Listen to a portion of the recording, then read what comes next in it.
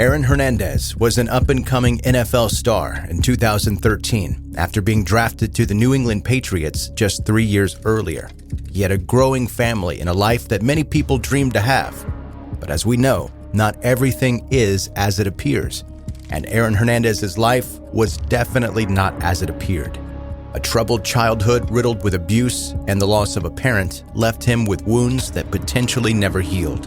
And he would end up finding himself in jail, facing multiple criminal charges and a life in prison, away from his fiancée, his baby daughter, and football.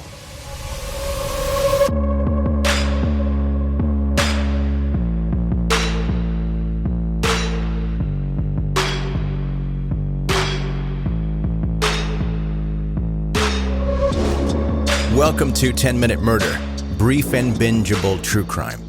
I'm Joe, the host, and thank you for taking the time out of your busy lives today. Maybe you're doing something that I've found myself doing recently as I listen to some of my favorite podcasts.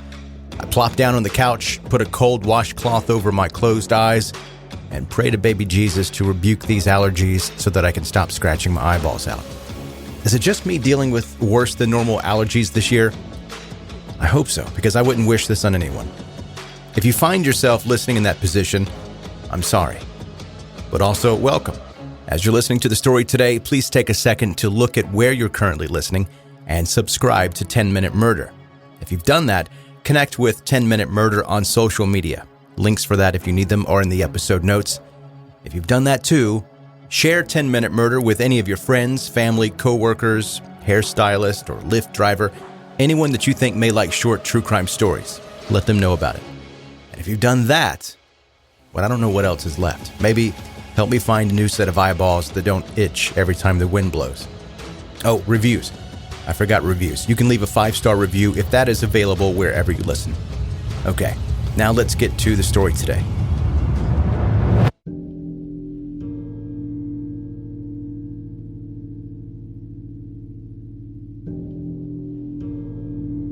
Aaron Joseph Hernandez was born November 6, 1989 in Bristol, Connecticut, to Dennis and Terry Hernandez. Dennis was a high school custodian and Terry was a school secretary. Aaron had an older brother, Jonathan, and the two of them grew up playing sports just as their father had done. Aaron played basketball for Bristol Central High School, and on the AAU team, he was extremely talented, but it was clear that his true athletic gift was in football. He was referred to as a sturdy blocker, but it was said that he also had the soft hands and breakaway speed of a wide receiver. He earned first-team All-State honors after he led his football team to the 2006 Central Connecticut Conference Southern District Championship. After high school, he attended the University of Florida from 2007 to 2009, and across those 3 collegiate seasons with the Florida Gators, he had 111 catches, which marked a school record for tight ends. He very clearly had skill to play at the next level, but many NFL teams were leery of drafting him due to him flunking a drug test and his association with gangs from his neighborhood back home. He did, however, end up being drafted in the 4th round of the 2010 draft to the New England Patriots. This 117th pick would end up being a very rewarding one for the Patriots, as Aaron went on to set team rookie records that year for tight ends with 45 catches. The next season, another 2010 pick, Rob Gronkowski, would end up teaming up with Hernandez to create a nearly unstoppable offense for the Patriots. Unfortunately, the two combined for 24 touchdowns and 2,237 regular season receiving yards. The Patriots went to the Super Bowl that year but ended up losing to the New York Giants. Hernandez was rewarded with a 5-year contract extension in August of 2012. Aaron seemed to be living a great life, and it was only getting better. But he hadn't had an easy life growing up, and he carried many of the demons with him. Aaron's father, Dennis, was abusive to his wife and 2 sons. Jonathan Hernandez would later say, quote, "Our father would hit us for anything, from a bad grade to disrespectful behavior to sheer clumsiness. He would also come out as an adult and report that he had been sexually abused as a child, but he never said by who." In 2006, Aaron's father ended up dying after he developed an infection after having hernia surgery. Despite the abuse, Aaron had been very close to his father, and it's said that after his father died, he turned to drugs as a way to cope. Nevertheless, Aaron seemed to be making the most of his situation and making a life for himself. He resumed a relationship with a high school girlfriend named Shayanna Jenkins, and the two got engaged, and they also welcomed a daughter into this world. However, life would change drastically for Aaron once again less than a year later. On June 17, 2013, Odin Lloyd was seen leaving his home at around 2:30 a.m. with Aaron Hernandez and two of Hernandez's friends, Carlos Ortiz and Ernest Wallace. They were in a rented silver Nissan Altima. While in the car with Hernandez, Lloyd texted his sister, quote, "You saw who I'm with?" And when she asked him who, he responded, "NFL," which she would later say she knew was Hernandez. The next day, Odin Lloyd's body would be discovered by a jogger at an industrial park in North Attleboro, Massachusetts. He had been shot multiple times.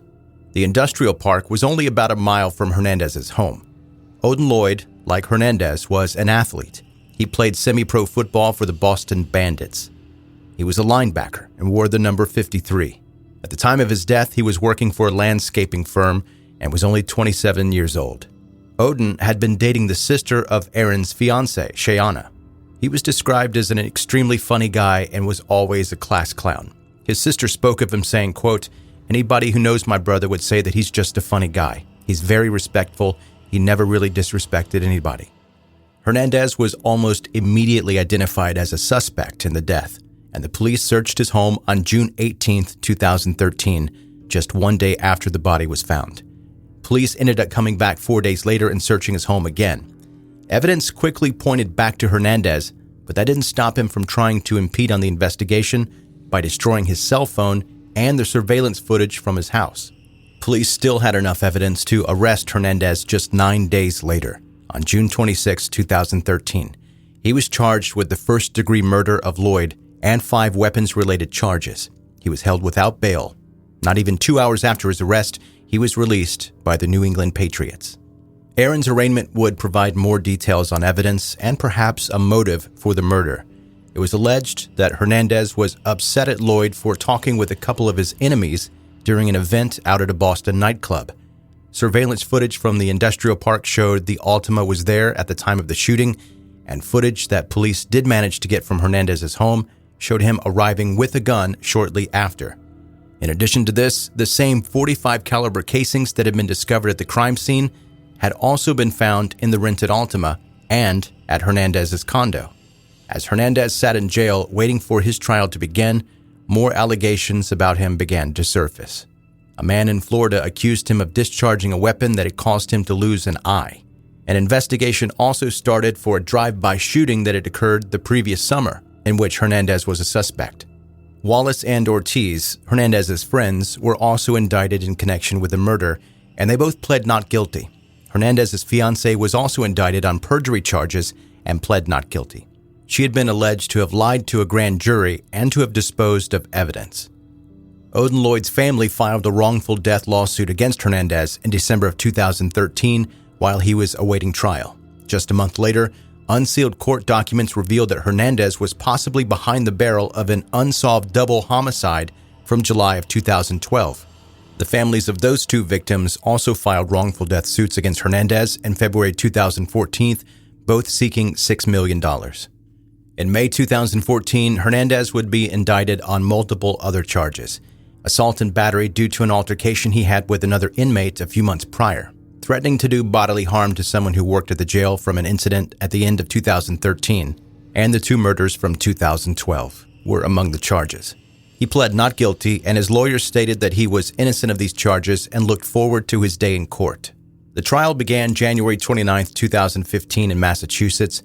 Shayanna Jenkins testified at the trial after receiving immunity. She testified that he told her to dispose of a box from their home. She claimed that it reeked of marijuana, but she didn't want to know exactly what was inside of it. She said she concealed the box with their daughter's clothing and then threw it away in a random dumpster, but she couldn't remember exactly where. The prosecution argued that it was more than likely the murder weapon inside that box, which still had not been recovered. It was also revealed during the trial that DNA found on the marijuana joint next to Odin Lloyd's body matched Aaron Hernandez, as well as DNA that had been found on a shell casing from a bullet that was found under the driver's seat of the rental car. Hernandez's lawyer did not deny that he was at the scene when Lloyd was murdered, but he claimed that Hernandez simply witnessed the murder and was committed by someone else that he knew. He argued that Hernandez was locked in on from the beginning of the investigation and that police never took their eyes off of him. He also argued that Hernandez had a long-term contract, a new home, a fiancée, and a 7-month baby, and that he had been planning a future, not a murder.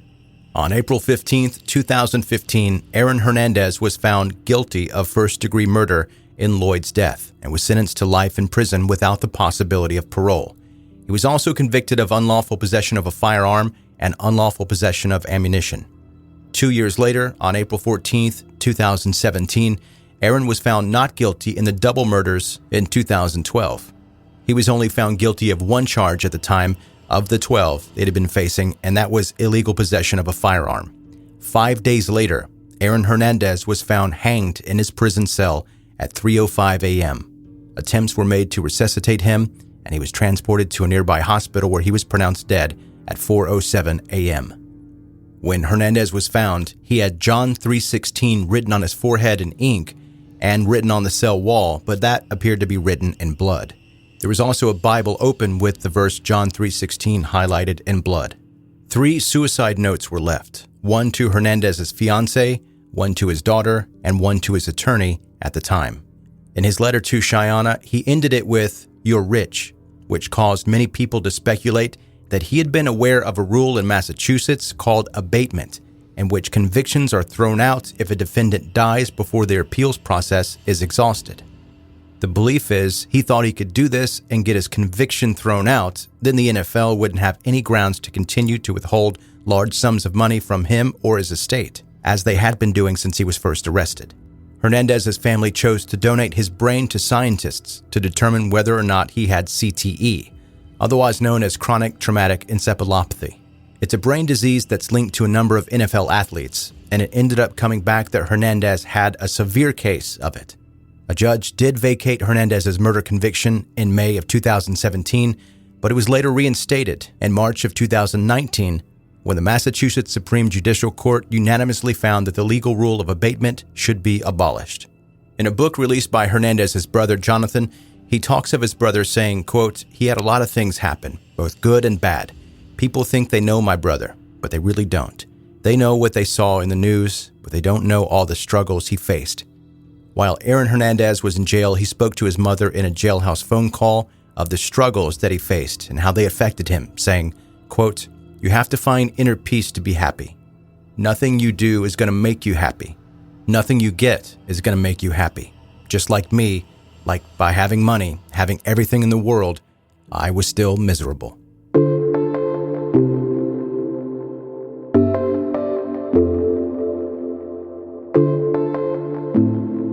That's 10-Minute Murder for today. Brief and bingeable true crime. I really appreciate you listening today, and as I said at the beginning, I'm not going to repeat all of that, but I will say to be sure you're subscribed to 10-Minute Murder so that you don't miss a single new episode when it's released. Thanks for listening. Be safe and make good choices.